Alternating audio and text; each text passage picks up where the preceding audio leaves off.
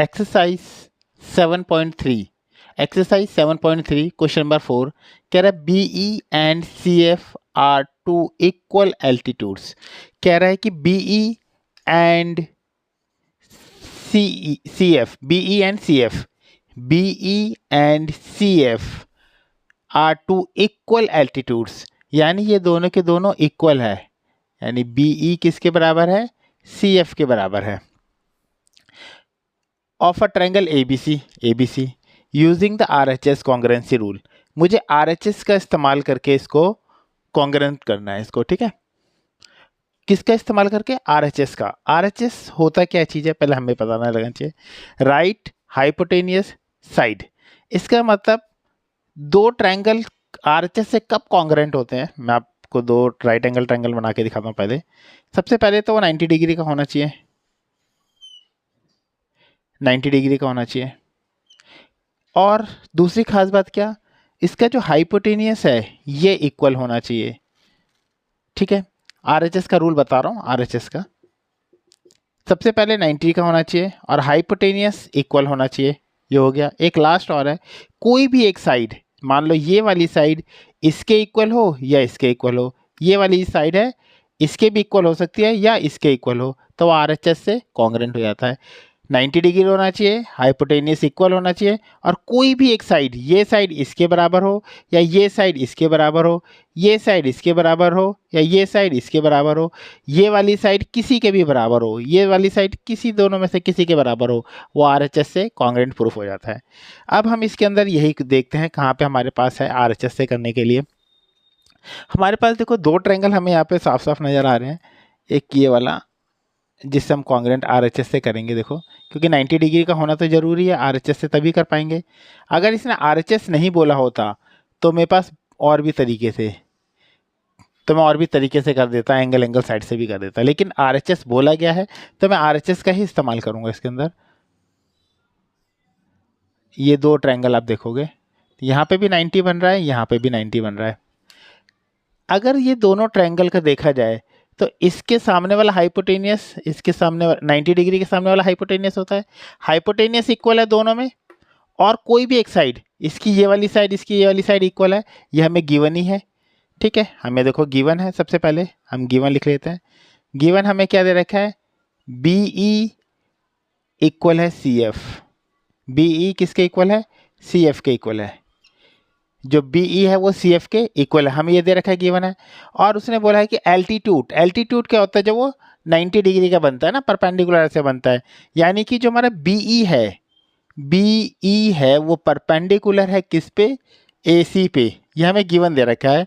और हमें दे रखा है सी एफ है जो परपेंडिकुलर है, जो सी एफ ये परपेंडिकुलर है ए बी पे, ये हमें दे रखा है। हमें कैसे पता लग रहा है, क्योंकि उसने एल्टीट्यूड बोला है। एल्टीट्यूड क्या होता है, जब वो 90 डिग्री का बना होता है, जैसा कि यहाँ से ये इसके ऊपर 90 डिग्री का है ना, ये एल्टीट्यूड है इसके ऊपर। ये जैसे किसी ट्राइंगल में मैंने बोला कि ये हमारा ए बी एल्टीट्यूड है, तो मतलब यहाँ पे 90 डिग्री का बना रहा है वो, यानी वो परपेंडिकुलर है इसके ऊपर, ये हमें साफ साफ पता लग गया। अब हमें यहाँ पे टू प्रूव क्या करना है, हमें टू प्रूव, हमें प्रूव करना है कि आइसोसेलेस ट्रायंगल है ए बी सी। आइसोसेलेस कब होगा, जब ए बी और ए सी इक्वल हो जाएगा। हमें प्रूफ करना है कि triangle A B C is isosceles triangle. इसका मतलब आइसोसेलेस कर दो, दैट इज, इसका मतलब कि हमें प्रूफ करना है कि ए बी इक्वल है ए सी। हमें ये प्रूफ करना है कि ए बी और ए सी इक्वल। अब मैं क्या करूँगा इसके अंदर, इन दोनों ट्रायंगल को कॉन्ग्रुएंट प्रूफ करना है, तो यहाँ पे प्रूफ लिख के, किस ट्रायंगल की बात कर रहा हूँ, इन triangle B F C, triangle B F C and triangle B F C C E B, इन दो ट्रायंगल की बात कर रहा हूँ। इन दो ट्रायंगल में पहले तो हमारे पास ये 90 डिग्री है, एंगल एफ नहीं लिखेंगे, B F C, angle B F C किसके बराबर है, angle C E B each 90, ठीक है। ये दोनों ईच 90 हो गए, ठीक है। और हमारे पास ये हाइपोटेनियस इक्वल है, बी सी कॉमन हो गया हमारे पास, कॉमन हो गया, हाइपोटेन्यूज इक्वल है। और कोई भी एक साइड इक्वल होनी चाहिए, एक साइड हमारे पास बी ई और ये C F, B E equal है सी एफ के, ये मेरे को गिवन है। अब मेरे पास देखो ये एक 90 डिग्री होना चाहिए, हाइपोटेन्यूज इक्वल होना चाहिए और ये इक्वल हो गया, ठीक है। अब हमारे पास इसलिए हो जाएगा, इसलिए triangle B F C congruent है triangle C C E B, C E B congruent है बाय आर एच एस, ठीक है। कॉन्ग्रुएंसी रूल, कॉन्ग्रुएंसी रूल, इसके वजह से वो कॉन्ग्रेंट हो गया, ठीक है। कौन सा, बी एफ सी और सी ई बी। अब ये कॉन्ग्रेंट होने से क्या हो गया, एंगल, दैट इज क्या मतलब, angle C F B C equal है एंगल सी ई सी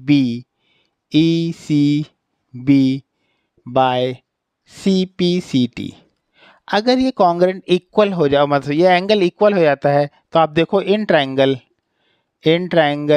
ए बी सी में अगर हम देखें, अब भाई ये दोनों एंगल तो इक्वल हो गया, एंगल एफ सी बी की जगह में ए बी सी इक्वल है किसके, ए बी सी लिख सकता हूँ ना, एफ बी सी, इसकी जगह मैं ए बी सी भी लिख सकता हूँ, एफ बी सी भी लिख लो इसके अंदर, ए बी सी इक्वल है एंगल ए बी सी और ए सी बी, ठीक है, फ्रॉम, इसको फर्स्ट नाम दे, फ्रॉम फर्स्ट, ठीक है, क्योंकि angle F B C equal है एंगल ई सी बी। अगर ये इक्वल है तो ये भी इक्वल होगा, बात एक ही, यहाँ से नाम को स्टार्ट करो, यहाँ से करो। अगर ये दोनों इक्वल है, आप ये दोनों एंगल इक्वल है, तो इसका मतलब ये साइड इक्वल हो जाएगी, यानी ए बी बराबर होगा A C, angle side opposite to equal angle, side opposite to equal angle, equal angle, side किसके अपोजिट है, इक्वल एंगल के अपोजिट है, इसलिए हमारे पास ये दोनों इक्वल हो गए, तो ए बी सी क्या हो गया, इसलिए a triangle A B C is isosceles triangle, hence prove.